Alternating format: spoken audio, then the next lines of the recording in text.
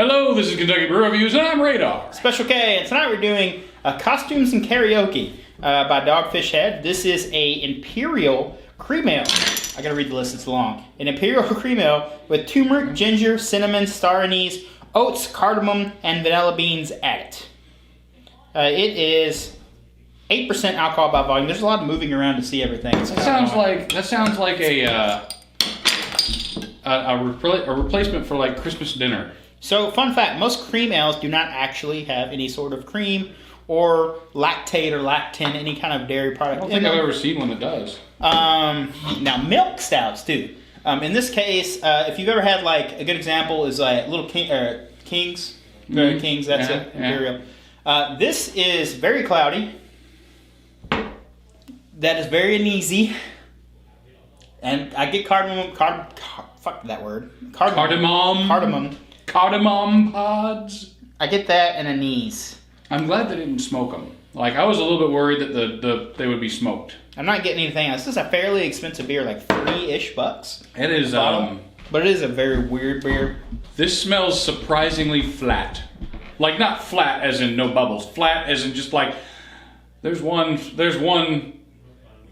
scent, and I'm not really detecting anything else. Oh, let's put it in the throat holes. Definitely a lot of cinnamon in there. Anise. Cardamom. Yeah. Not getting oats. It's weird to have anise in a beer. I'm just saying. So cream ales have a very distinctive, like, it's hard to explain. Like, it's always right off the bat. It's like almost like a creamy, not creamy, but like a slightly, ever so slightly tart malty flavor. Big and round. Yeah. This big and round flavor. This has a lot going on for it. Yeah. Even though I know this isn't a Christmas beer, it sort of tastes like Christmas. It's Christmas dinnery. It tastes like Christmas. I don't hate it, but I think I'd rather just have a Little Kings if I was going to go with a cream ale.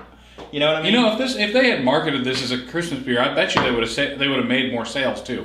Oh, I'm getting the thing. It's got a bit of bitterness on it, but it's not from hops. You can tell that hop bitterness There's like a juicy bitterness, which is a strange way of saying that. And I think it's from the anise flavor. I don't know, but it's in the middle of the tongue. See, hop bitterness is normally at the back. This one's sort of in the middle, and it's kind of like off-putting. It's almost pungent. I don't know what that is. It's a very flavorful beer. It's very strange. I don't know if I like it or not. It's the problem. I don't think I like it, but it is interesting. Yeah. Like, I don't hate it. I don't think it's bad. You're not gonna catch me buying any more of this. It's not bad. It's not good. It's expensive. I feel like the rest of the people should probably try this. Like, I really do think that if you've got some friends, get together and buy a single and try it together, because you're not gonna enjoy it, but it is really freaking weird. Yeah. So let's rate this. The label's kind of cool, I guess. It's very hipstery. It's like a... It tastes hipstery. It's a guitar amp with a tape deck on top of it. Like, as people wouldn't know what that was, because that's exactly what that is. It's a guitar amp with... that's what that is, and arms and legs. It looks like somebody put it together who didn't know what audio equipment it was. That's what it looks like. I mean, maybe it's like a cobbled together tape player, because, you can't buy tape players anymore. You can. So they're just like, yeah, you can, but they're like $1 million because no one uses tapes anymore. I have one.